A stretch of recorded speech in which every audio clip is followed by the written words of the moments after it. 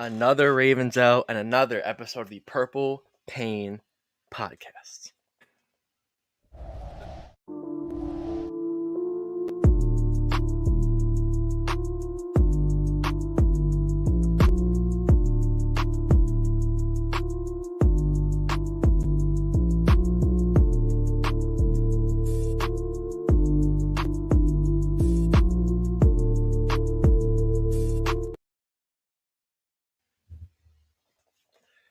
Yes. Welcome back to episode 338 of the Purple Pain Podcast. Some legendary 38s here. The Mike Anderson, Terrell Bonds, Omar Brown, Stanley Jean Baptiste, Keon Martin, Ben Mason, Rashad Melvin, Jalen Parmalee, Kevon Seymour episode of the Purple Pain Podcast. Have a lot to talk about today, but first off, you can follow us on Instagram at the Purple Pain Podcast. That guy all the way over there, Sutton Def, on Instagram or on X at Sutton Def. Me, Instagram, simply as10.prod, or on X at simply as10. In the middle, Mr. Hoodie Ramey himself, special guest. Thank you very much to come and vent. Just get it all out, all of that today. We have a lot to talk about. But I have to ask you guys how we are doing on another L Monday. Weird to say that. How are we feeling, I guess, so far? Man, I mean, I guess dejected, kind of like how the Ravens were feeling on the sideline for a lot of yesterday. But forget about me. We do have a very special guest, like you said, Alex, in here. Hoodie Ramey, our guy from Twitter, friend of the show. He's been on the show multiple times. Let's clap it up for Hoodie Ramey, guys. Thanks for having me, fellas. I wish I could be joining you guys on some better terms, but we're cooked, and we're cooked together. So yeah, and Thea Pino kind of kicks it off here. It says simply, "Are we cooked?" I think the answer might be yes at this point. I mean, like last week against the, after the Lions game, I'm thinking to myself, like, it's not looking too hot. But we knew that going into this Chiefs game, if they would have won that game, the vibes would be, I'm not going to say immaculate right now, but they would be a whole lot better. We feel a whole lot more solace than we do currently after losing a game like that. But again, before we get into all of the important stuff, make sure you guys like this video. Also, make sure to subscribe to the channel as well. Shout out to everybody who's watching on YouTube right now. Shout out to everybody who's watching on X. We know a lot of our viewers are over there. We appreciate each and every one of y'all for coming through to this episode of the show. Let's bring up who we have here in the live chat really quick. Like I said, we got Thea Pino the fourth in here already in full effect. JD13 is in the house, says, yeah, Ramey. Yes, sir. Happy to see you here. Taquan is in the house. What's up, Rain Gang, Sutton, Alex, and Ramey? What's going on, Taquan? Ashley is in the building, says, good evening, everyone. We got Lisa in here as well, says, hey, Alex and Sutton Def have had it with the refs going against us. Apparently, they hate us. I thought the refs hated us, too, after that first Marlon Humphrey face mask tackle until I watched the replay, and I'm just like, Marlon Humphrey, what the hell are you doing, bro? I mean, this guy has lost so many steps. He's one of my favorite players. I don't want to get into anything, too deep yet. But again, thank you all for coming out to this one. If you're not watching this episode live and you happen to be a part of the hashtag replay gang, first of all, thank you so much for joining this episode of the show. We got a lot to get into. A very probably emotions-packed episode, to be honest with you. I mean, this is kind of like the therapy session, the vent session that we always have after a Ravens loss. But this loss feels a little bit different, doesn't it, fellas? A little bit different from a normal Ravens loss, because this one was just an overall ass kicking from start to finish, right? I think that the Ravens probably only won. I like to track, these Ravens games by possession, right? How many possessions did the Ravens win, right? Did they force 3 and outs? Did they force turnovers? Did they get points on offense? The Ravens won pretty much one possession the entire game, and that was the very first possession, the very first drive. After that, it was all downhill. So, I mean, we got a lot to talk about in this one. But first, let's go ahead and bring up something that John Harbaugh said today in his press, and we're going to go ahead and react to that. So why did the Ravens lose? What happened? Here's what John Harbaugh had to say. We didn't stick to the plan that we had. We had an idea how we wanted to approach their defense, and we didn't stick to it. And I'm not happy about it. Neither is anybody. None of our coaches are happy about it. Especially, I'm talking about the coaches right now. That was us, so it was not a good job. Yeah. Not a good job at all. And real quick, before we get into that, before we break that down, we have somebody making it rain here very early on here in the episode. Thank you so much, Chike, dropping the 10 piece in the chat.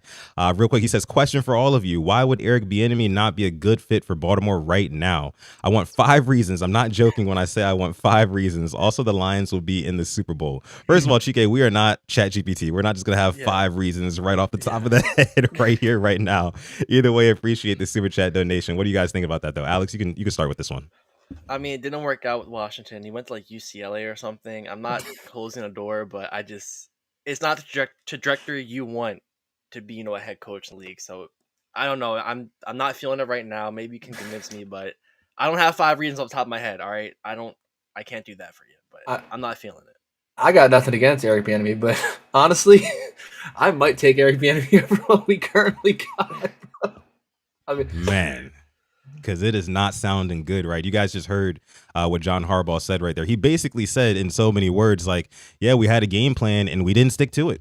Simple as that, right? And like, Rami, and I'll come to you first on this one, then you, Alex. Like, what do you feel? What do you think, right? And you can kind of give your initial thoughts on the game as well, too, Rami. But what do you think when you hear John Harbaugh say something like that? For the umpteenth time, we had a game plan, we just couldn't stick to it. What do you think about that? Dude, it's just like, it felt like it's obviously different circumstances, but that AFC Championship game, it's like it's eerily similar. Just because you like not necessarily get away from the run, but not exactly. That's exactly what they did is got away from the run.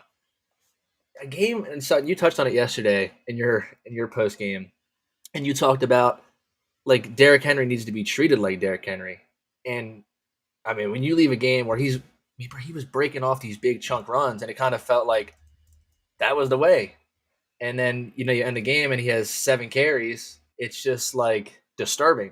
And then they start off the first drive off, and it's no different than the AFC Championship game. We went down, we scored. It kind of felt like, okay, like this is what it's going to be.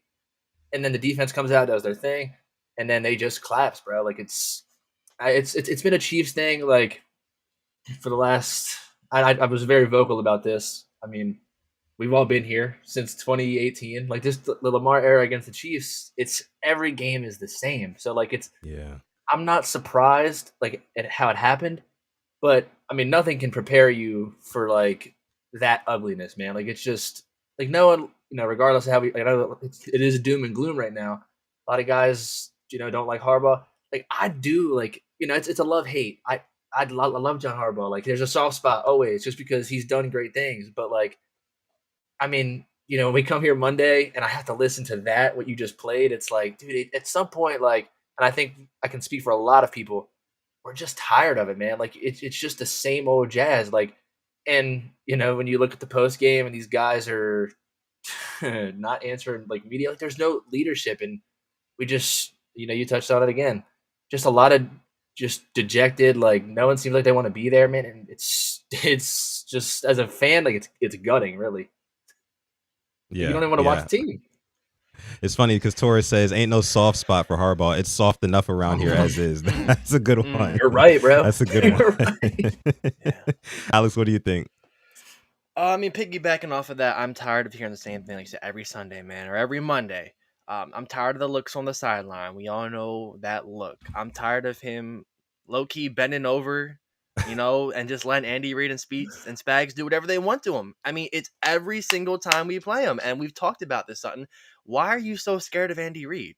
Why? Punch him back. He's been abusing you for how many years, man? Punch him back. I don't care if, it's the second person who punches back and you get in trouble. I don't care. I want to see a little bit of fight. I thought, we were keeping ourselves disciplined. I know they had the unnecessary roughness on Zay Flowers. I was happy. I'm like, hold up. This might be a different Ravens. We didn't fight back. We got the flag. And it just all fell apart. I don't know, man. I'm fed up with it. And the way you brought up the guys not talking to the media. Rashad Bateman, Malachi Starks, Tavius Robinson. I have the utmost respect for you guys who talked and say Derrick Henry. Roquan Smith, Marlon Humphrey. You are the leaders of this defense. I like them both. Roquan, I lost a lot of respect because you talk a big game when we're up. But when we're down and out, where are you? 100 million of America's finest George Washingtons. And you walked out when the time gets tough. I lost a lot of respect there. Yeah, I mean, I totally agree with both what you guys just said. And I think the biggest point here is at what point, right? At what point, if you're Steve Bisciotti, right, and you wake up this morning, at what point do you think to yourself, like, okay, how many times is my guy gonna get bullied by all these other guys who are at the top of the league? So, your Sean McDermott's who coached the Bills, your Andy Reid and Steve Spagnuolo with the Chiefs. Like, how many times are we going to go into these games and start the game off pretty strong, seemingly, but then just completely fall off of what we've been doing, completely fall off of what's been successful because we get spooked. That's what happens early on. The Ravens get spooked in these games. I mean, they started off. Derrick Henry was popping off some nice runs. I mean, he averaged 5 yards a carry yesterday. There was one drive, I think, in the third Ravens offensive drive of the game where the Ravens were running like some 21 personnel, some big heavy packages. They ran to the left side with Derrick Henry with Mitchell Payton blocking off the left edge. And that run went for like an easy 10 to 12 yards. And I think that the Ravens can see something like that happen and then be like, but you know what? The defense can't stop anything right now. So we feel like we're in a shootout.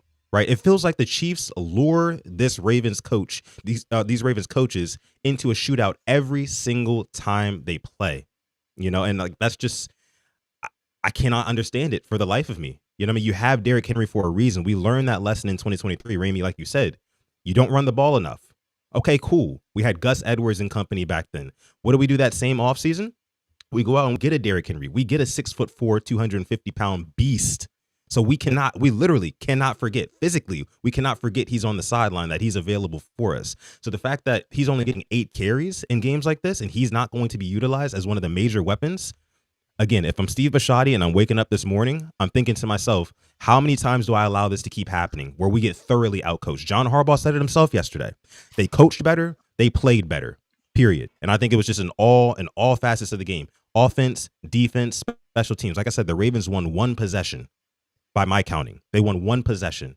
I'm not counting the garbage time possessions, the Justice Hill 71-yard run. I'm not counting any of that. So it's just, I don't know. It's very, very embarrassing. It's very, very disheartening to know that only up against these great teams. Because again, the Ravens have one win on the season against the all familiar Cleveland Browns, who are kind of like the little brothers of the division. You know what I mean? So you're supposed to beat them. They quite frankly do not have the offensive talent to hang with the Ravens. You guys saw Joe Flacco yesterday. He was just throwing up anything. Yeah, Joe Flacco's throwing up absolutely anything. It was bad, right? Was bad. So it's just like, to me, honestly, in my heart of hearts, I'm thinking right now, the Ravens are just flat out 0-3. I'm not even thinking about that Cleveland Browns loss in terms of like, there's no moral victory in that for me. I know it's actually in the win column for us, but it doesn't feel like the Ravens have actually won a game, especially considering the type of team, the caliber of team that the Ravens are. So let's get into it a little bit more, guys. Let's get into some of the coaching blunders that we saw in this one. And let's start with the defense, right? Of course, there were some guys hurt coming into this game. Of course, Nnamdi Madubuike, who we learned earlier today, is going to be out for the season. He missed his second game in this one. But overall, Ramey, and I'll start with you. What did you see from the defense that really, really kind of like put a thorn in your side? What that really, really killed this game for the Ravens? What did you see from the Ravens defense? Yeah. Well, first thing is Mahomes could have tied his shoe back there. That's number one. I mean, he sat back there all day, and then like even when they started sending the blitz, I don't know if it was the first blitz, but this is when I knew I'm like, all right, this defense is this is shot. They sent a blitz, and we got in his grill, and he just delivers that dime right to Kelsey, and I'm like this is what it's going to be today. I mean, the defense. I think the most puzzling thing, and this is just generally a Ravens thing, but especially against the Chiefs, who will kill you short. Like Buffalo does it, Detroit does it, and KC does it, and so it's all fresh. They all kind of kill you short, and then it sets up deep. But like they just, especially Buffalo and KC, they race to those like third and shorts, and they excel there, man. Like that's their bread and butter. So like the Ravens just let them eat you alive in the flat. Like it is so like disturbing. So like I'm looking at this defense alignment, and there's so much depth, and I'm like, what are we doing? And then that's number one. Number two, the matchups. Like, what are these matchups that I'm seeing across the field? Like, it's like disturbing. I see number 2 lined up across from 87. In what world is that a winning battle? Like it's so like that's like so today, honestly, I thought I was gonna wake up today and I prepared myself for a Zach or like it could have been a firing, a demotion. Mhm. Honestly, I thought that's where we were going for like just because it's ugly and it feels ugly and it feels like there's got to be some urgency. We didn't, but like going forward, I'm assuming they're trying to give him this week. Hopefully he can get back on track against Houston because Houston looks ugly right now. But like all I want to see is like some IQ. Like, well, I just don't understand. Like, you're not putting your guys in favorable spots. Like, that's the one thing, and that not just yesterday, but every single week. Like, you look back at the game, and it's like, why is he there? There's no logic with it. Like, Marlon Humphrey lined up at a Mike. right. Like that. Like, what is that about? Like, it doesn't make any sense. So, like, that's the type of stuff. But that's Mike McDonald. Gotta miss him. But he was the type of guy like we would watch back those games and be like, that guy was in a spot to succeed. Like, and whether they do or they don't, that's on them. But these guys are like, I mean, you look back and again, they're not being put in spots to succeed, and plus they're just not playing well. So it's all just snowballing, and it's absolutely disastrous to watch on like a Monday, like a Monday film. Like coach does a great job. Like shout out to coach. Yeah. I mean, he was the guy that posted that Marlon Humphrey at linebacker, and everyone's sitting here like, what is going on?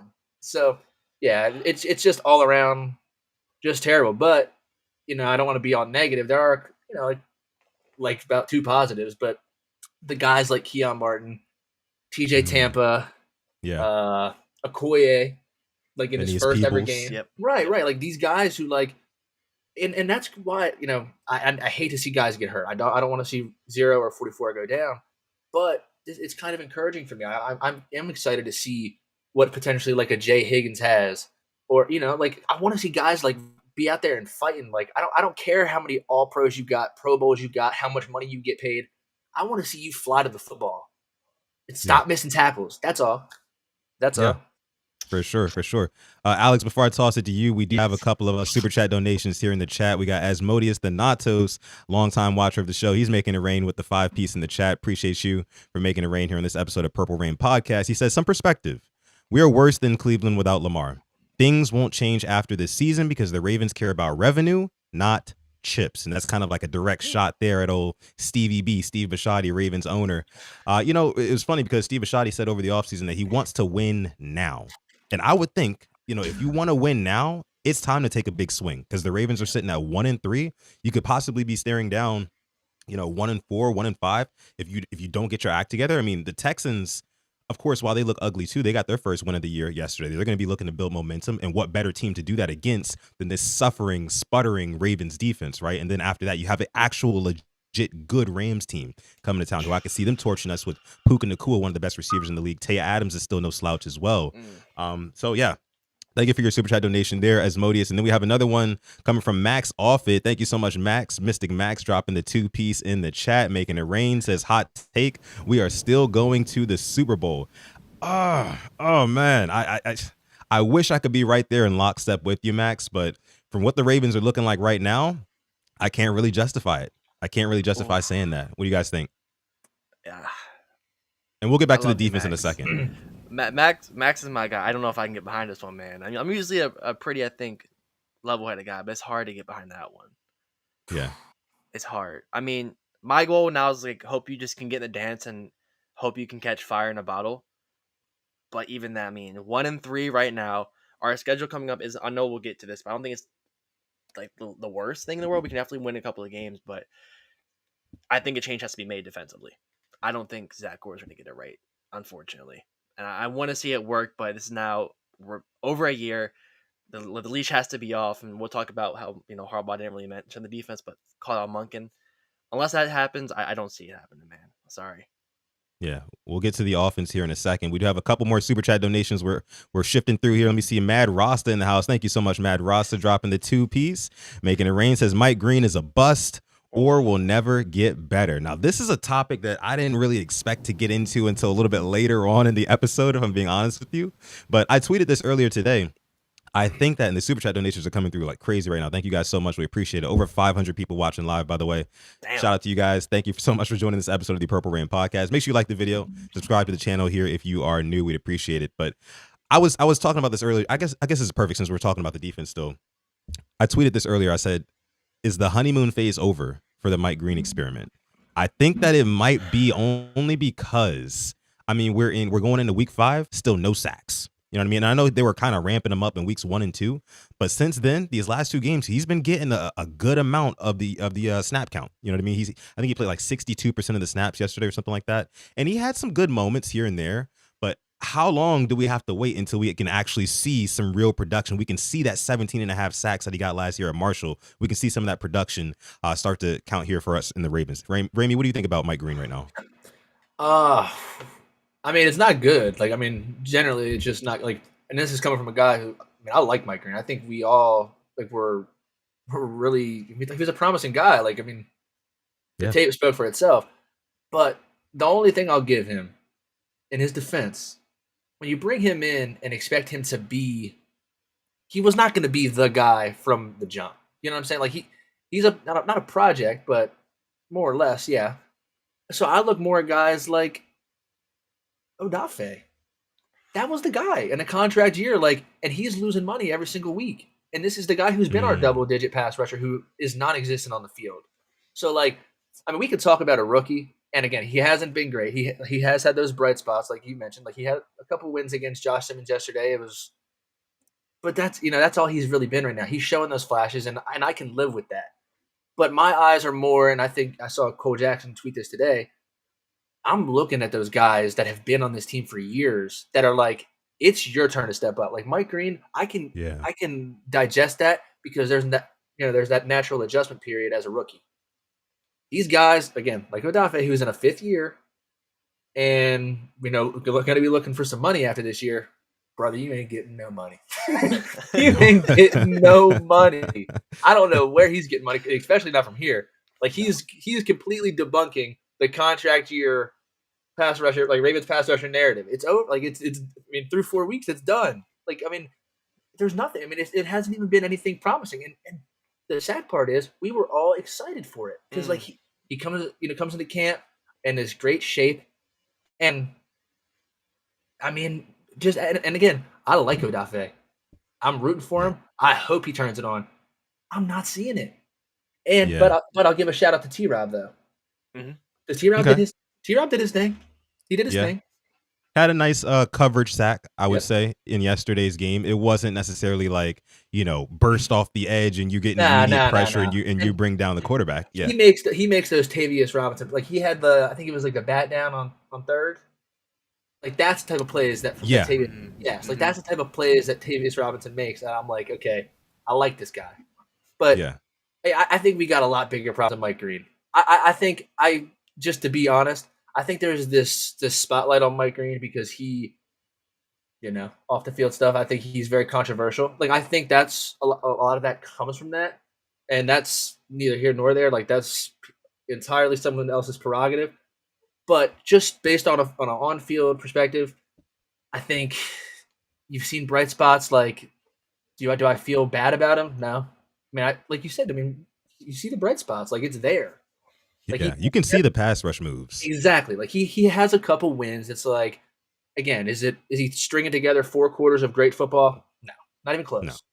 But I can see in time him getting there, especially in small school with Marshall. Right. I think he's gonna have to put on some size too. That's my thing for sure. I mean, Odafe Owe, he's got the size now, but he's only got 1 pass rush move. He's got the bull rush. Mm-hmm. That's pretty much it.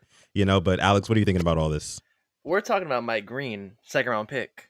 What has David Ojabo done since 2000? Since that week 1 sack against the Texans in 2023? That's what I'm kind of pissed off about. In 22, first game had against Anthony Richardson preseason. Oh, unblocked? I wasn't fooled there. I was in the middle of the Atlantic Ocean. Wasn't fooled there. I was not fooled by that sack whatsoever. 2022, first game against the Browns, gets a sack. I think a forced fumble. I think he had 2 or 3 forced fumbles his first couple of games. Since then, nothing has happened. You'd think the Ravens would be like, all right, let's maybe look at how we're developing edge rushers. I thought Odafe was good. and then this year just kind of fell down. Those 20 pounds of muscle, that was a lie. I don't know where that happened. I mean, fire in the tummy where? Uh, it's all gone downhill. And, Kyle Van Noy being out doesn't help whatsoever. You bring up Tavius Robinson. That's a typical Ravens, guy. I like him a lot. He'll make a play here and there. You can use those guys in your team.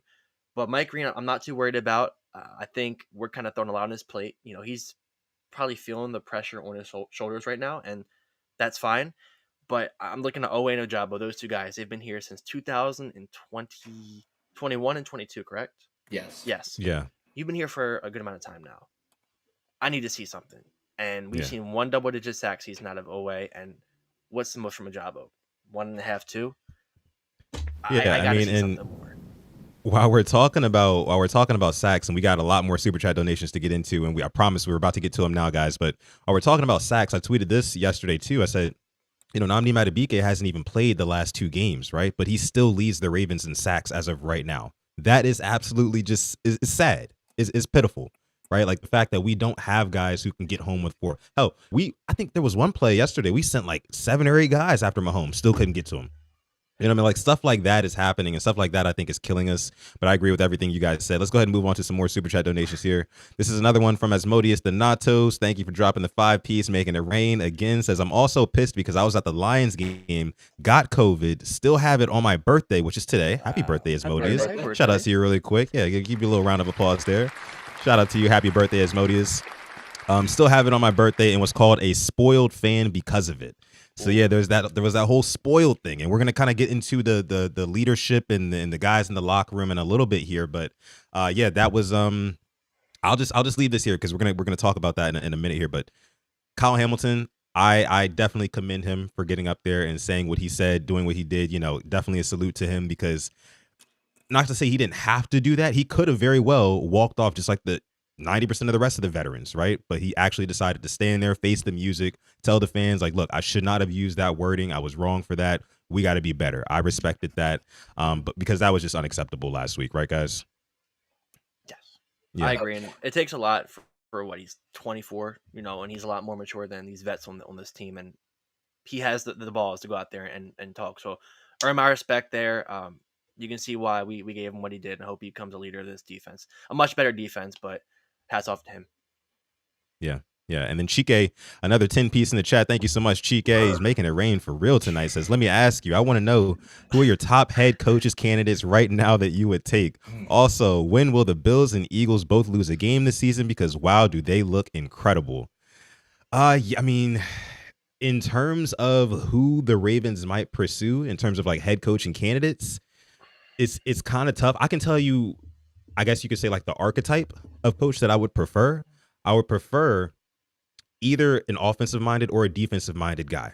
I feel like as a head coach, you got to hold down at least one side of the ball and that be your specialty. Like Andy Reid and Patrick Mahomes is the perfect duo because Andy Reid is an offensive coach, right? So he fits really well with Patrick Mahomes. But right now, with the defense looking like it has zero, and when I say zero, I mean zilch, like a donut of an identity. Nothing is there, right? They're not playing with any confidence, any juice. You need somebody on that side of the football. Maybe somebody not quite as green as Zach Orr, because listen, Zach Orr is how old, guys? 33, something like that. Not much older than some of the guys on the roster. You know what I mean? So I just kind of question sometimes how much he's able to kind of galvanize the troops and really be that leader, because it really looks like they're lacking that leadership right now. For me, when will the Bills and Eagles lose a game? I mean, I think the Eagles will probably drop a game before the Bills do, because the Bills just have a cupcake schedule pretty much all season long. But what do you guys think about Chike's comment here? I'll go first real quick. Okay. Sorry. Yeah, you got it. I'd give up a lot for Mr. McVay or someone that archetype. I've kind of been a McVay fan since he kind of joined the Rams, unfortunately. I'd give a lot for Mr. McDonald back. I think, I don't want to get into that, but we all know how we feel about that. Yeah. I've seen Jeff Hafley from the Packers defensive coordinator thrown around. He fits the archetype. Defensive guy, I believe 46 years old. Not old. I think he can maybe build a culture, but you look at their defense yesterday, wasn't the best. Or somebody from the McVay Shanahan tree. That too. It doesn't really fail. O'Connell, I think he's done good with what you've given him. I don't know, man. I don't even want to think about head coaching, but I'm going to have to at this point. That's where we're at. Yeah. Rami? Head coaching candidate. I think my number one right now is I don't know if you hear this dog in the background. I'm sorry if you do. A little bit. It's all good. It's all good. Number one head coach candidate. I'm gonna go with Jesse Minter, Chargers DC. Okay. I think he has been in that org. The Ravens love some type of tie. Like it just kind of makes a lot of sense. I think he's 41, I believe. So like, plus he's currently working with a Harbaugh. So like that's just kind of like a Ravens hire, and he does seem like a bright guy. Like that Chargers defense is kind of doing their thing. Other guys, like there's no one that really sticks out, but like I tweeted this yesterday. I want a coach who like changes the game. Like it like we all watch football, like even beyond the Ravens, and it's like when you watch a Rams game or a Vikings game or even like a Niners game, like Shanahan's not perfect, but like those guys year in and year out change the game.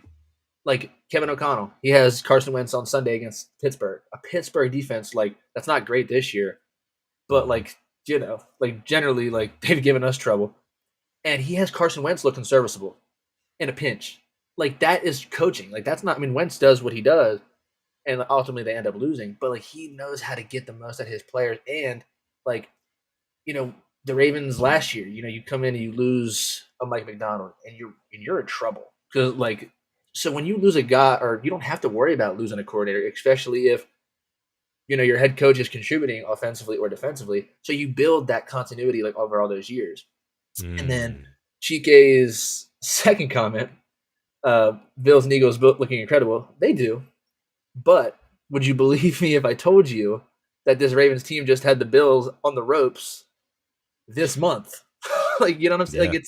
Like this team, like we're in a bad spot, but like it doesn't feel like we just played a bunch of close games with like the Bills, Lions, like they're a good team. So yeah. Right.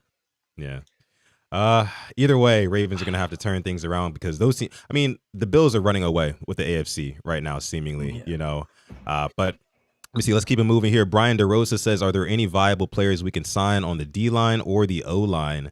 I see a lot of people kind of talking about maybe they can make a trade for a guy like a Dexter Lawrence or a guy like a Jeffrey Simmons or something like that. And it kind of seems far-fetched, but I don't really see anybody who the Ravens could bring in right now and be even come close to the impact of what a Nnamdi Madubuike is, or a Travis Jones, because Travis Jones was held out yesterday too. We don't know how long that injury is going to last. So is there anybody that you guys can think of on the D-line or O-line that the Ravens could bring in? If they're available now, it's probably for a good reason. Yeah, that's true. Former first rounder. Look, you trade for a Dexter Lawrence, right? That's great. Dexter Lawrence is a great player. At the end of the day, you're just dropping Dexter Lawrence into a complete disaster. It doesn't change it. Like, he's a great player. He'll do his thing, but it doesn't change the surrounding. It feels like more of like an off-season thing that the Ravens are going to need to take advantage of an off-season in order to get the D-line and the O-line right. Wait, did I miss something? Can you pull up Asmodis' comment real quick? Sure. Hold on. Let me see. That too's available right now. Tickle Wilkins. Go Tickle Wilkins. That's right. I forgot about him. We did talk about him on the last episode of the show too. It's something, Somebody said Calais. They'll take Calais Campbell, who had himself a pretty good game the other day with the Cardinals. And I still think that, because Calais Campbell, you kind of get a twofer with him. I mean, he's a damn good D lineman, even in his old age, but he's also a leader. He's a bona fide leader. We saw that with the Ravens. We see it with the Cardinals. Like, I don't know why the Ravens would let a guy like that go. He's so much more valuable than what he offers on the field, like between the white. I just think that the Ravens sometimes they let go of guys. I mean, they let go of guys too early that I feel like they should have held on to for a couple more seasons. And Calais Campbell is one of those guys. Jadeveon Clowney's another one of those guys who they might have, wanted to keep around. But we got to keep it moving here. We got a bunch of more super chat donations to get to before we get to the next topic. Let me see. So Maddie Boom in the house. What's going on, Maddie? Thank you for the 2-piece in the chat. Says, hey guys, do you think that we re-signed Tyler Linderbaum? Tyler Linderbaum so far And this is per Cole Jackson, allowing 9 pressures so far this season, when last year he only allowed 19 in total all season. So do you think that Tyler Linderbaum, because he's in line to get paid soon here, do you think that the Ravens go ahead and re-sign him, along with, them having to do Zay soon and all that? Do you think that the Ravens re-sign Tyler Linderbaum, Ramey? I'm gonna say yes. I think when you like the last couple years, like before, I mean, I can remember life before him, and again, it's not great right now, but it wasn't great before. Like I don't want to go through the Skura, Bozeman, McCary. Like I don't want to go through that. So like I want that continuity, especially between my quarterback and my center. But I think a lot of his struggles are also related to what's on his left and his right. That's true. That's Great true. The point. guard play is definitely taking a step back. So I Yep. totally agree with you there, Alex. Yeah, that's a great point. I think it depends what the contract is. I don't think Creed Humphrey money, but a little bit less per year. But I definitely think I would like him to resign.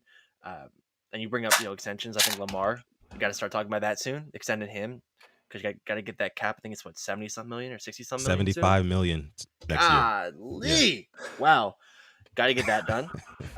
Zay soon, likely. Yeah.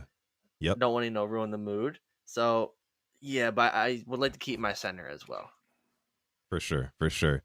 Let me see. Melanated One, thank you for dropping the 5-piece in the chat, making it rain here in this episode of the Purple Rain podcast. By the way, almost 800 people watching live right now. Thank y'all so much for coming through to this episode of the show. Make sure you like the video, subscribe to the channel if you're watching on YouTube. If you're watching on Twitter, maybe consider popping over to YouTube. The link should be right underneath the tweet if you want to pop over to YouTube and watch us there. We think it's a better experience, but hey, it's just us.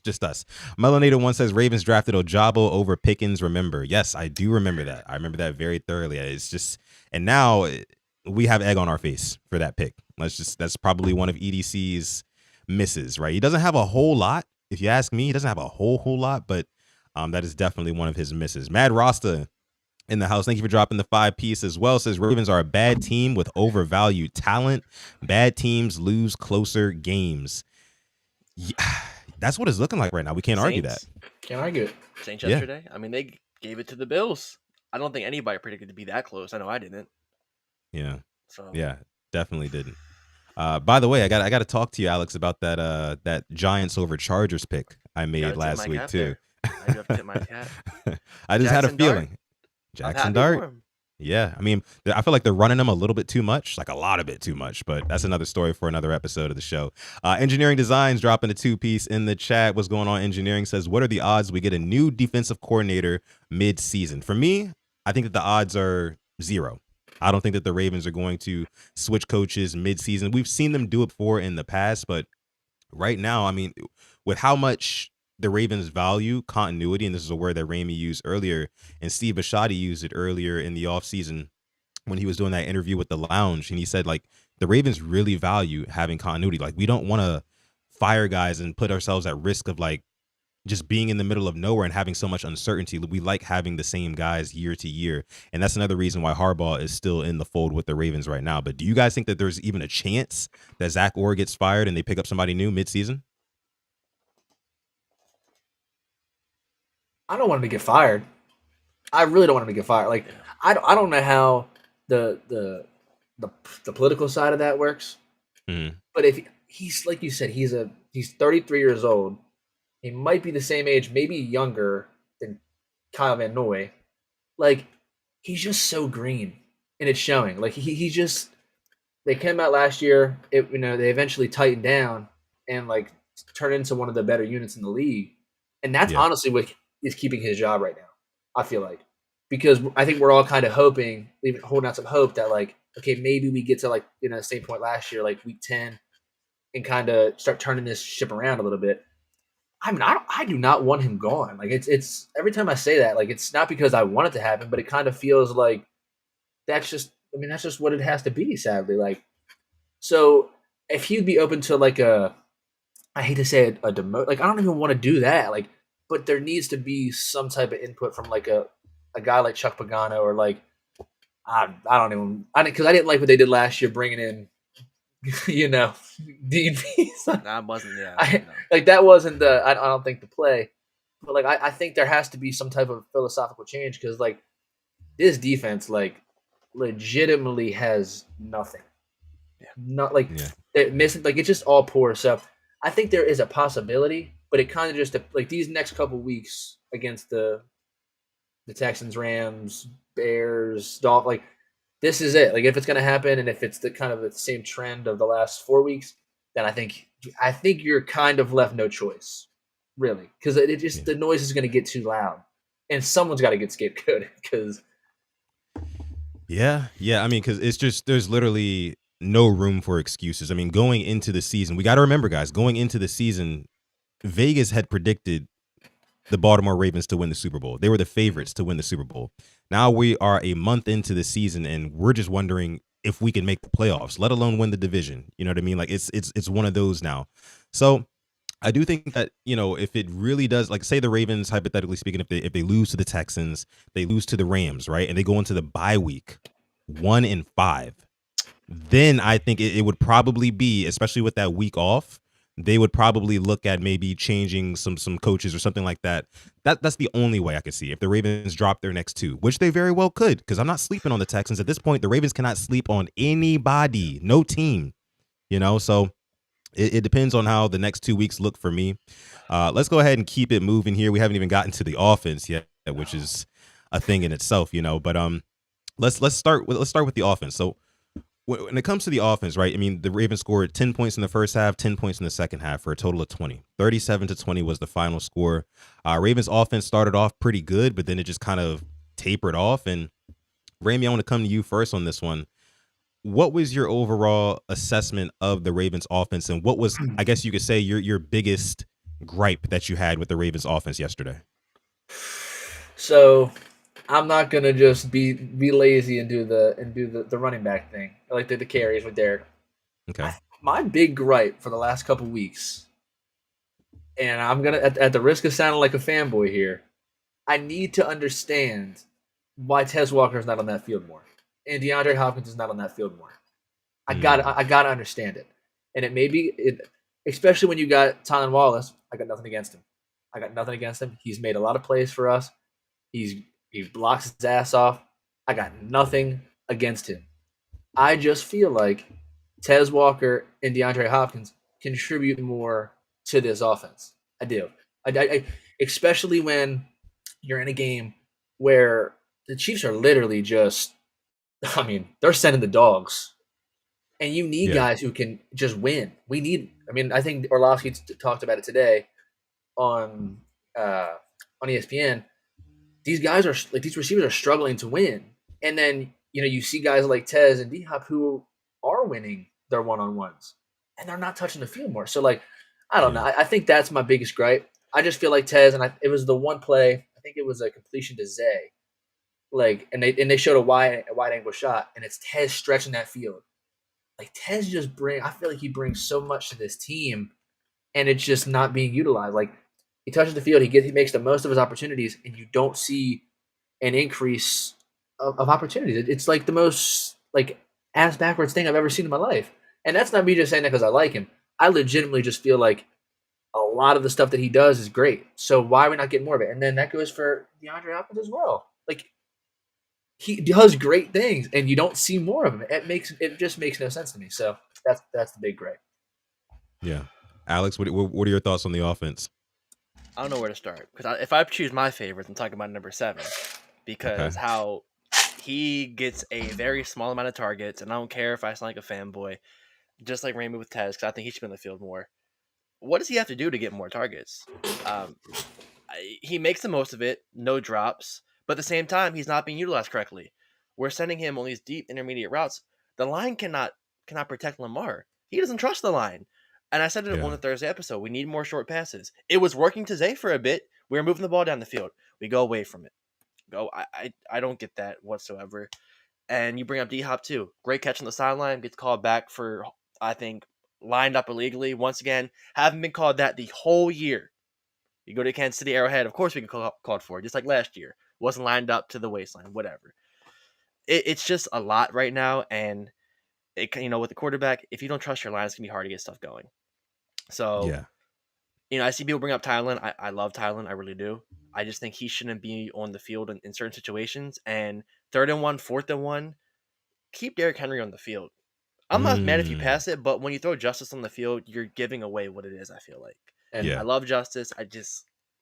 I hate to And, open this up, but only if there was a guy that was ah, on the sideline that averaged 6.8 yards per carry in his career ah, that I don't know came in 2 years ago and we saw a lot of life, and then he had a great preseason and only ah, only Yeah. if we had that guy.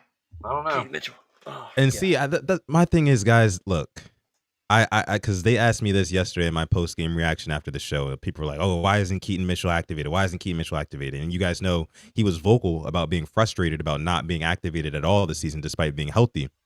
You know, but to me, I think that Keaton Mitchell not playing is such a small microcosm of like Yes. the real problem that Yeah. the Ravens really have. Like, I don't think that Keaton Mitchell coming in and getting what 3-4 carries a game maybe is going to really impact this team. I think that this Ravens team, they have to find their identity on offense and they have to stick with it. Okay, so early in that game, what did you see on the first drive? It was, of course, beginning of the first drive of any game is going to be scripted, right? The Ravens come down, they're getting a bunch of quick passes, and the Chiefs showed you their hand early defensively. They're going to send a combination of 5 and 6 guys after you on every obvious passing down, right? And force Lamar Jackson to get that ball out quick. And they're going to cage rush him just like everybody else has been doing as well.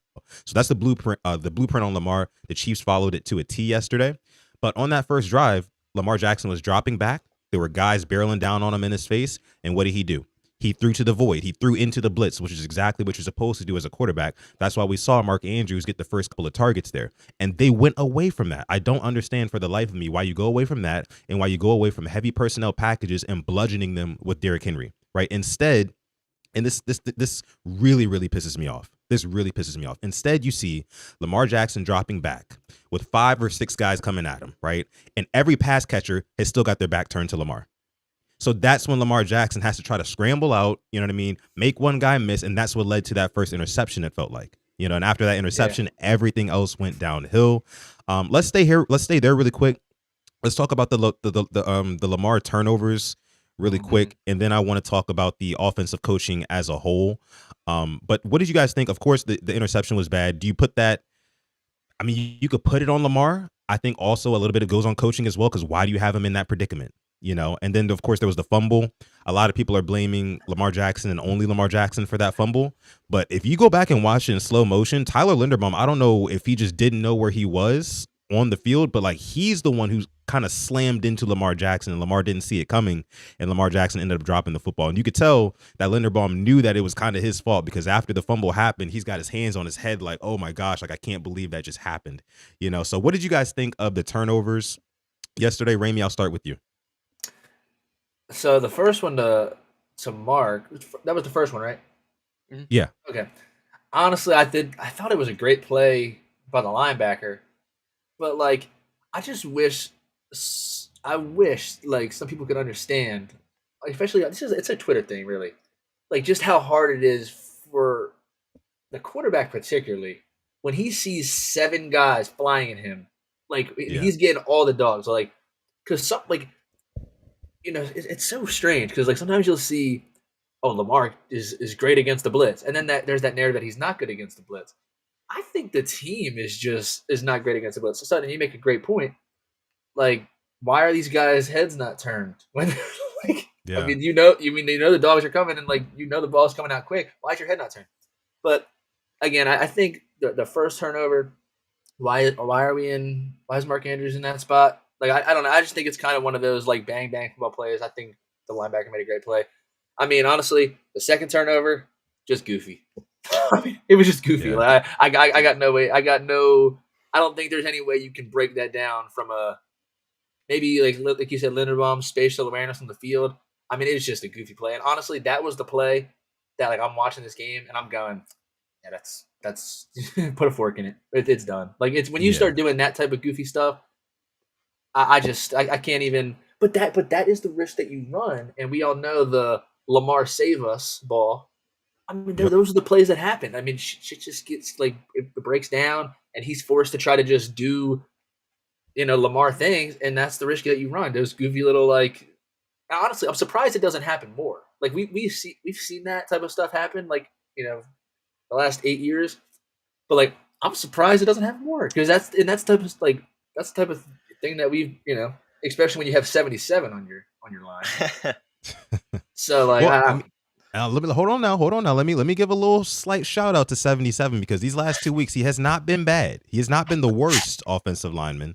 I can definitely say that for sure. And looking at the numbers and watching the film, so I don't want us to 77. Of course, he's the big scapegoat on Ravens Twitter. Everybody is coming after Daniel Falele, no matter what. He could have a game where he allows no pressures, and they'll find a still shot of him not blocking somebody on whatever play, and they'll just shit on him. And it's funny because his losses are very loud, and so that's why they're able to kind of like come after him the way that they do. But Alex, I want to kick this to you and kind of shift gears a little bit here because the turnovers are the turnovers. I mean, they happened. It was very Ravens versus Chiefs game-esque. You have the uncharacteristic interception. You have the typical Ravens versus Chiefs in the pocket fumble from Lamar Jackson. It happens all the time.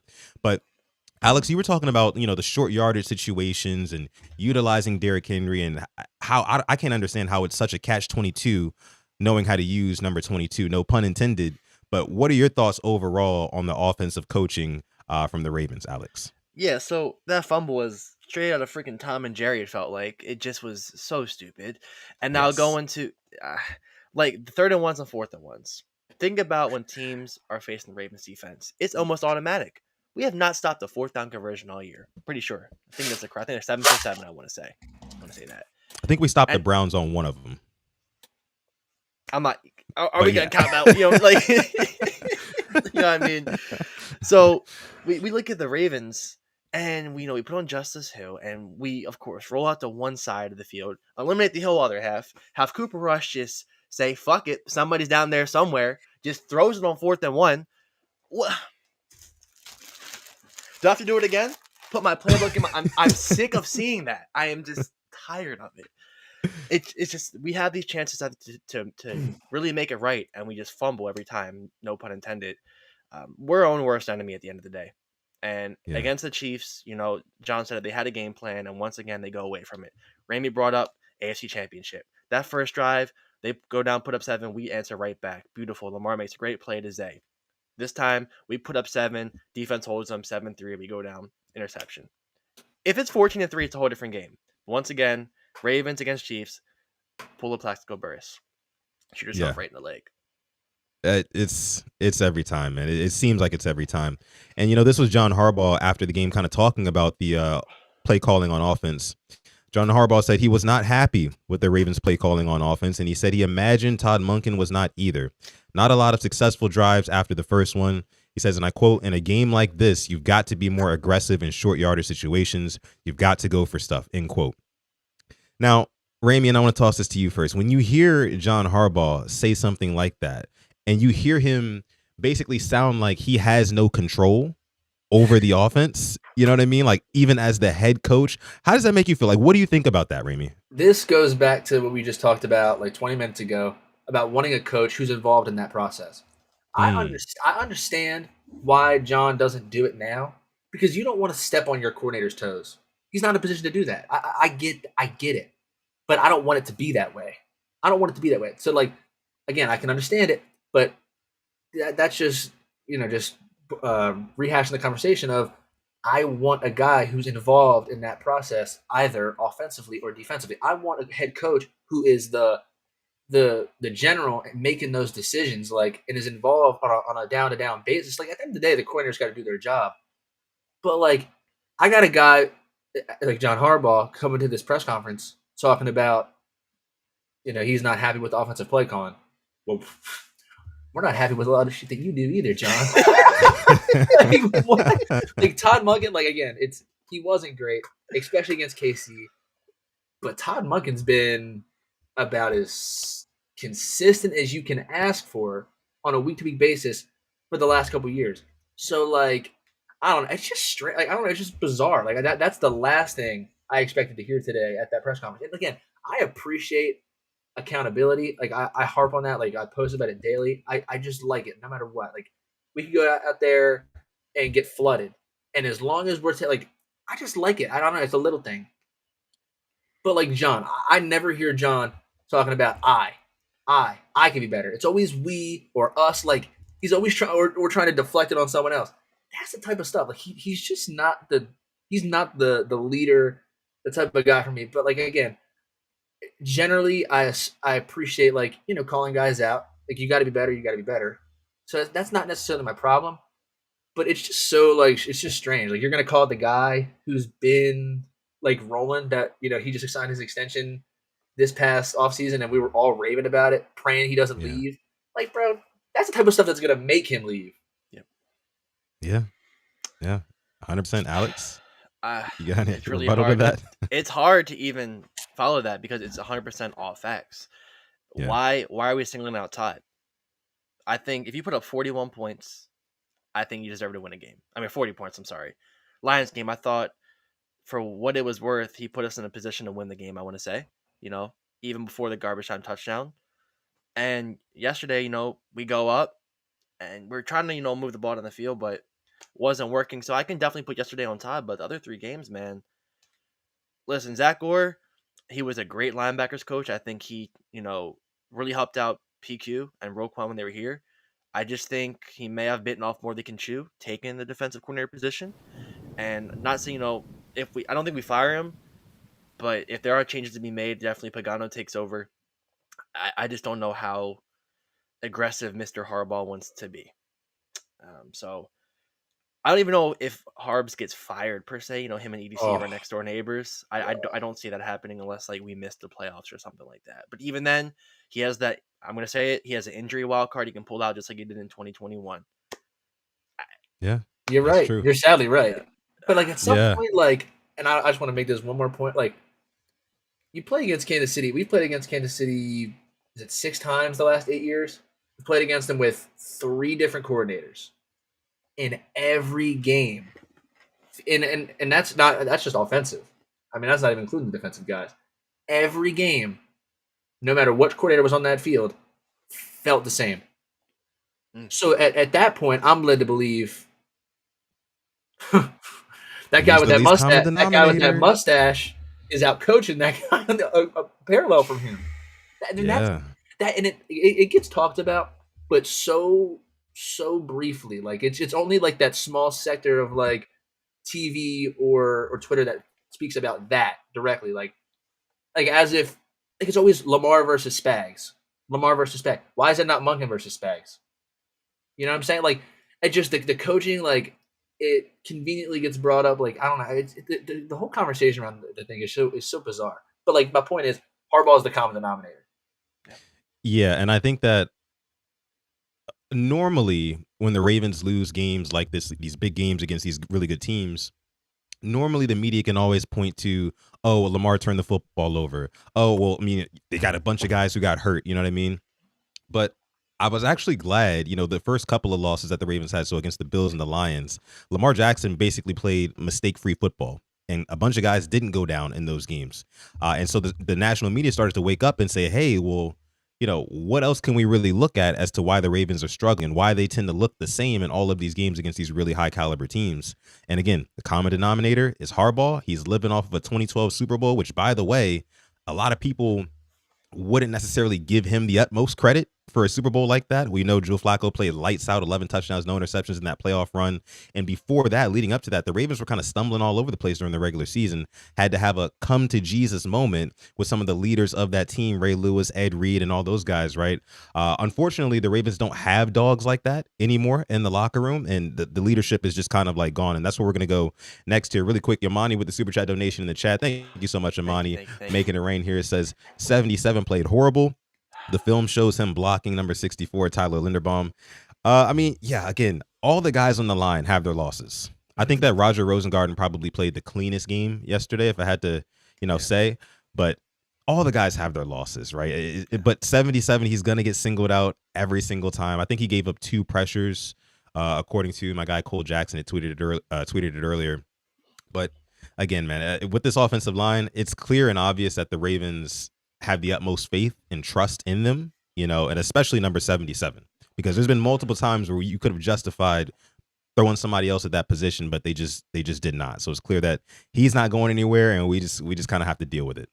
But let's go ahead and move along here into okay, so let's talk about some of these I words, right? Some of the guys who got hurt, some of the guys who left the game. We can start with the elephant in the room. Of course, it's going to be Lamar Jackson. Lamar Jackson left this game late third quarter with a hamstring, which was kind of a weird one. When like you're watching on the broadcast, like you didn't necessarily see him pull up limping, or you didn't see him like they didn't cover it in real time. Like, oh, Lamar Jackson's slow to get up. Oh, Lamar Jackson might not be coming. It just came back from commercial, I think. And like, it was basically like, oh, Cooper Rush is warming up, and it was just like, what the heck is going on? At that point, I had got ready to walk the dog at that point. I was just like, there's no point in like even continuing to watch this. By the way, over 1,000 people watching live right now. Shout out to you guys for coming out to this episode of PRP. Hello. Make sure you like the video, subscribe as well. But yeah, so Lamar Jackson goes down with that hamstring. Luckily, after the game, John Harbaugh had said that none of the I words that were sustained during this game are like season ending sort of things. And then today he said that he's got a pretty good feeling about Lamar Jackson and that hamstring. And when asked if he was going to be able to practice Wednesday or potentially play on Sunday, he neither confirmed nor denied it. He said he's not going to talk about all that right now, which is a little bit concerning. But what are you guys' thoughts on the Lamar Jackson I word? Some people saying he quit on the team. Ramey, what were your thoughts on that when you saw that? Him quitting on the team? Yeah. Okay. Ridiculous. It's ridiculous. I mean, there was no. I was surprised when he didn't go back in the game because, like you said, they didn't cover it in real time, so I didn't even know he was hurt. But I didn't want him out there. I don't want him. I mean, he's been getting hit more than he's ever got hit, so I don't want him back out there anyway. The game's lost. But really, Lamar, that's not his MO. That's that. If that was his MO, we would have known about that a long time ago. He doesn't do that. Yeah. We've been in spots where stuff's been ugly, and he went back out there and did his thing. So we're talking about a guy who, at least from what the report said, back when he had his, I think it was an MCL when we had, he was battling to get back for the playoffs. He's a competitor. He's not in the business of doing that. It's just silly. Yeah. Alex, what are your thoughts on the whole Lamar injury? He could have sat out that final drive against Detroit. The game was already over, but he went out there, out and scored a touchdown. So, best believe he was playing that drive there. He would have been playing the fourth quarter yesterday. So, I just think it's the same people calling him a quitter. Same, people in the fan bases. It's not surprising. As for the other stuff, I'll be there against the Texans. So if I have to watch Cooper Rush, yeah. Yikes. It's a hard watch. You got to keep your streak going, brother. Oh, bad news about that, Mr. Oh, it's gone? News about that. It's gone. Detroit? It's gone. What's Detroit? Oh. Detroit. It's oh, over, my God. bro. I'm sorry, bro. It's over. And I wasn't going to go until the day of, and I just should have just stuck to my guns. But it's okay. All good things come to an end. Wow. But yeah, so Cooper Rush ball on Sunday, possibly. Yeah. So another one, Ronnie Stanley ended up starting this game despite beat writers and reporters saying before the game that he clearly does not look 100%. And that came from multiple different guys. I think Jonas Schaefer, Jeff Zarebek both reported that Ronnie Stanley is out there practicing on the field before the game, but he does not look really ready to go. And so, him leaving after two offensive drives, that was disheartening to see. We don't know how long he's going to be held out due to that bum ankle. So that was going to have to continue to monitor that. Roquan Smith, of course, left the game with a hamstring. I heard somewhere around the league that it was like a grade 2 strain or something like that to the hamstring, which is not a good sign. He could probably miss a couple of weeks. Marlon Humphrey left with a calf. It was confirmed today that he's going to miss time. He's going to miss a couple of weeks. So that's going to hurt, the secondary, the linebacking play, the trenches on the offensive line. Of course, the defensive line is already decimated. Travis Jones not playing. Nnamdi Madubuike out for the season. Broderick Washington on short-term IR, as we learned today. Next 3 games because the first one started yesterday. And then also Nate Wiggins left the game in pretty much garbage time with an elbow. He tried to go head up with Isaiah Pacheco, and Pacheco really just ran him over. To be honest with you. And it was a hard hit when I saw it on TV. I was just like, now see, that's unnecessary. We don't need, at this point, we don't even need Nate Wiggins out there. We were down, 3 possessions at that point. So all of these guys getting hurt and kind of moving forward, it's going to look, I think, a lot different for this Ravens team moving forward. But what is you guys' assessment of all of these injuries that these guys sustained? And I don't mean to use the I word, but I'm going to use it right now. But what were you thinking? What were you thinking, Alex, today Okay. when you saw the long laundry list of injuries? Definitely expected Roquan to be out and Humphrey. Yeah. I don't want to say like Marami said. I don't want to say I'm excited, but for these other guys, it's a chance to step up, especially for the linebackers. Buchanan, I want to see him step up, and Simpson, can you be the guy we thought you were going to be? Because right now it hasn't looked good, and there's all the reason to feel negative about it, and I completely get it. DB wise, Awuzie, we'll have him out there. Wiggins, Yeah. I don't know. I don't know if this is week to week for him, but Keon Martin now is going to get thrown in there. We thought we had this great defensive back room. Is Jair now forced to play because Humphrey's going to be hurt, and so is Wiggins. So, and we have Nico Collins coming to town as well. Who's going to be on him? Yeah. Man, I saw a coach earlier mention about signing Justin Simmons and letting Kyle Hamilton roam around. Not really against that at this point because you could use him about anywhere you can play him, Mr. Hamilton. Yeah. But unfortunately, might be more shootouts on the way. We have to win. Yeah, and it also really comes down to forcing turnovers. That's what's ultimately going to fix this defense. When we're talking about what can kind of fix the Ravens, like the Ravens cannot buy a turnover right now, and I think that they can't because you can't force turnovers when you're not playing freely, right? When you're not playing with confidence and juice and kind of like that energy, right? I think they're all playing timid, and you can see it. I mean, guys are backed off from the line of scrimmage. I mean, and then again, Zach Orr, I think, is not doing him any favors having guys like Marlon Humphrey one-on-one in man with Xavier Worthy, knowing damn well that he's probably going to. Oh, I think we lost Alex. I think we lost Alex for a second.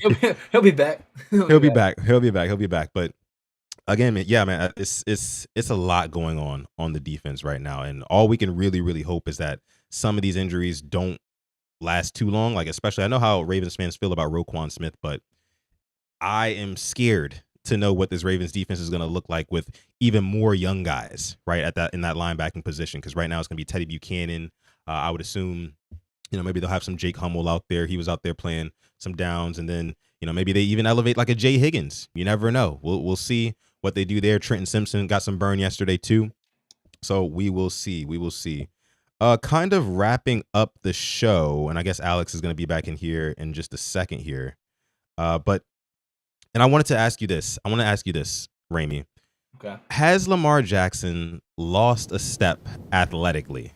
Because I've heard this talk around town today. And DWAS, I see your super chat donation dropping the 2-piece in the chat, says emergency Ravens meeting. That's right. That's what we're doing here. Thank you for making it rain, man, as always. But I've heard some chatter today about, and I think it was Chris Long on his podcast who said, yeah, like it looks like Lamar Jackson, he can't make those same plays where it's kind of like get out of a pickle and like when you got to have it, make it happen with his legs. I think that this is like a national media narrative because us as Ravens fans, we've seen as, week one against the Bills, he had multiple plays like that. I mean, against the Lions, he had plays like that as well. In this game, he had a couple of plays where it was like, damn, I mean, Lamar Jackson is still Lamar Jackson. So do you think that it's just the national media? Like, what do you think that is? Like, what can you attribute that to? Because they clearly see what we see, right? Yeah, I think it's like one of the clips I saw today was like it was like Lamar racing Tranquil to like a spot on the field, and I think Tranquil like an angle on him, and it's like, does Lamar still got his legs, bro? If he doesn't have his legs anymore, I mean, I'm not seeing it because I don't know. I think when things are bad, this is what I would attribute this to. When things are bad, it's like there's the reasonable criticism and like the reasonable talking points, and then you just get to that like that level where it's just, what are we doing? Like what are we talking about? Like, Yeah. I mean, he's before this game, like that wasn't. I mean, I'd never heard it one time. I never heard it one time. Like, would anybody have said that after week 1 in Buffalo? Like you said, when he's making these, and now I have seen like people thinking that he is banged up or like the hammy. Like, is it just like is he just has some wear and tear on him? Like, is he just not 100% right now? But like again, the bad times. That's the worst part about it all. Is like it's one thing for your team to just be in just so down bad. Like we're so down bad. But then it's all like just the unnecessary talking points that come up. It's like, and that like this is what we talked about earlier with Mike Green. Is Mike Green a bust? Like it's September of his rookie year. Lamar is he lost a step? Really? If he's lost a step, I hope he continues to keep losing a step because I mean he looks incredible. He Like still looks damn good. Yeah. so, it's just like we have to be able to be able to talk about it. And again, I understand things get irrational, but like we got to be as rational as we can be. Let's assess the real issues and work on and talk about them rather than has Lamar lost a step. Because I'll tell you what, there's a problem on this Ravens team, a lot of them, and he's not even in the top. I mean, there's a lot. Ramey, let me push back really quick because Okay. I think that while I agree with you, because Okay. like we've seen it this year, he's still making spectacular plays with his legs. However, though, we do have another super chat donation. We'll get to that in a second. Alex, show Sutton the PFF grades. I told you. Oh yeah. Yeah, we'll get to that in just a second, DWAS. But he has been making plays with his legs. But I look at it like this: do you think that in 2025, Lamar Jackson can make the same, electrifying signature spin move, take it to the house play that he made back in like what was it, 2018 or 19? Do you think he still makes that play in 2025? Now that I can agree. Like if that's what we mean, like he lost a step. I don't even want to say he lost a step. I think he's just at a different because if that was the case, I think he's been lost a step because I think he's just so far removed from that. Like we're not watching the same guy that we were watching at Louisville. You know what I mean? Like he's not hurling anybody. He's not. Like, I mean, I guess suppose he could, but like he's not the electrifying like. You know what I'm saying? It's like he's still jumping off the screen. I'm trying to pick my words carefully here because he still is like doing crazy things. But from that perspective, I would agree with that.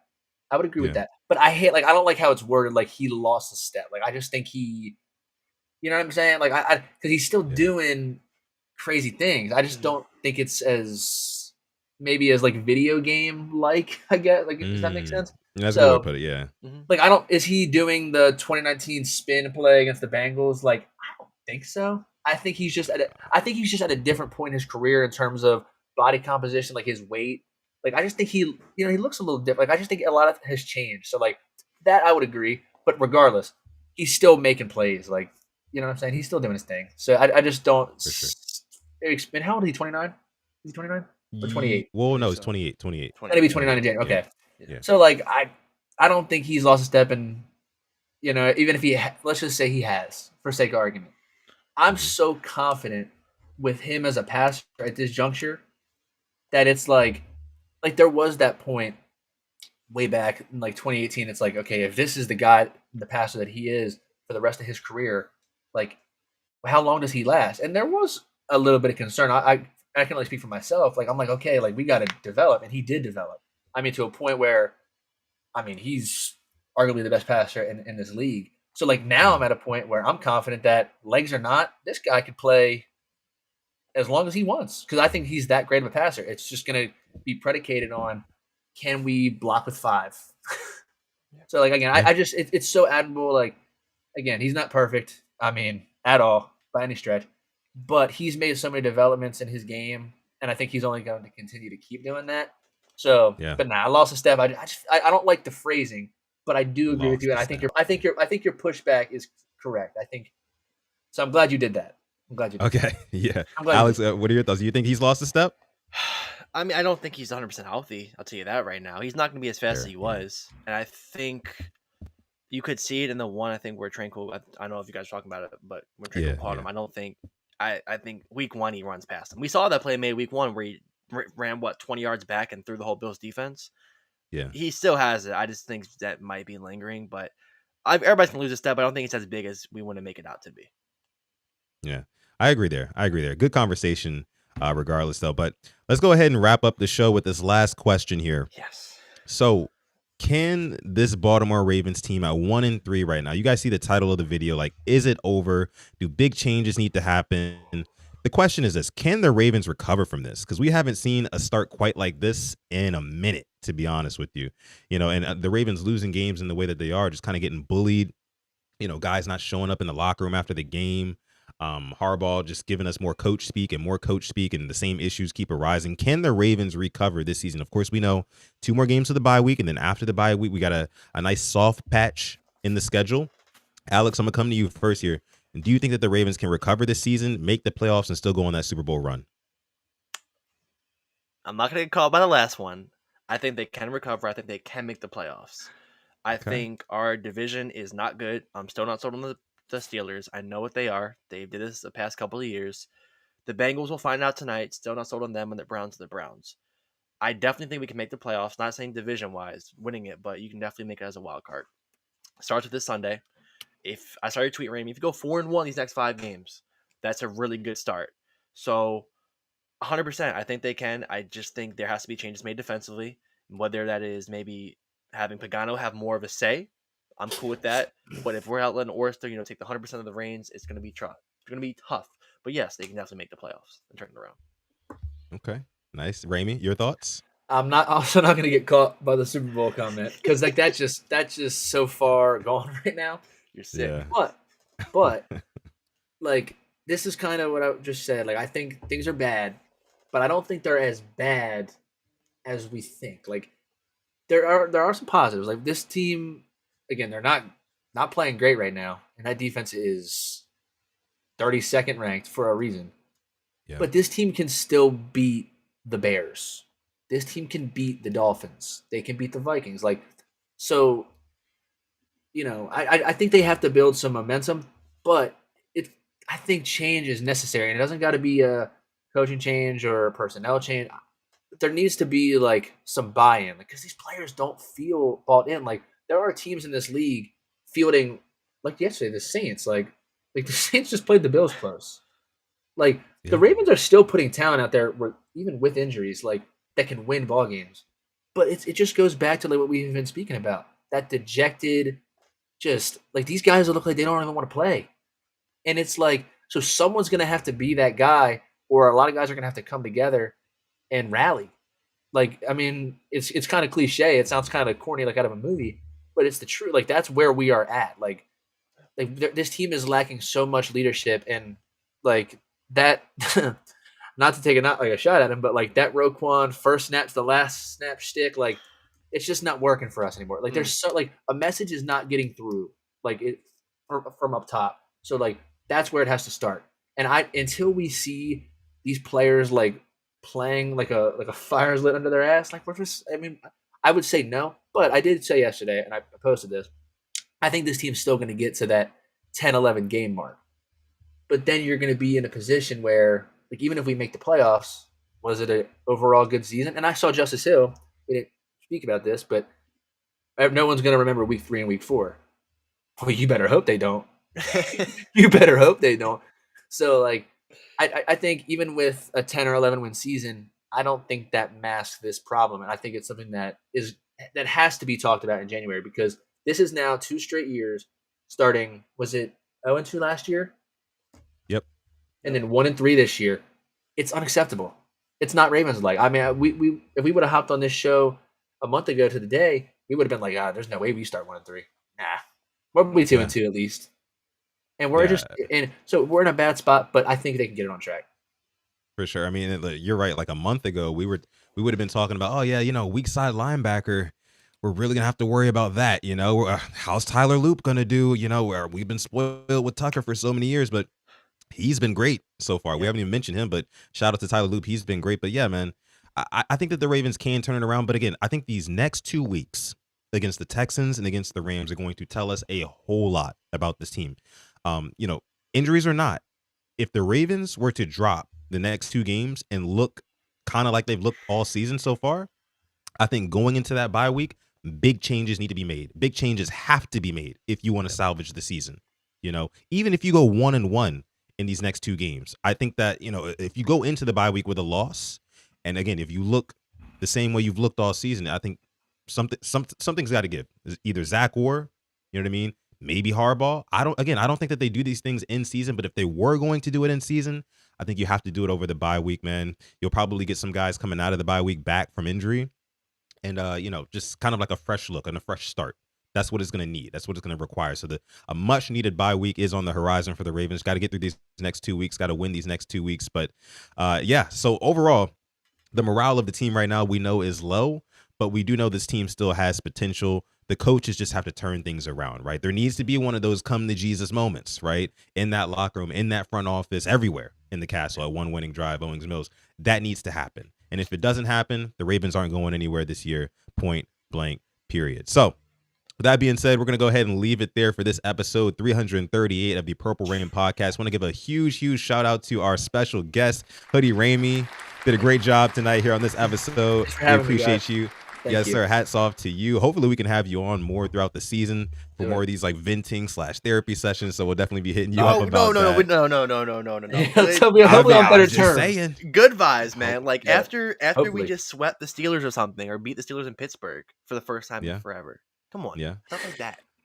Yeah, maybe when we get to 500, we can get you back on and we'll see. Whenever that is, right? When we get to 500, we'll hit you up and we'll see if that happens, right? I don't want to be doom and gloom, but the way things are looking right now, I don't know.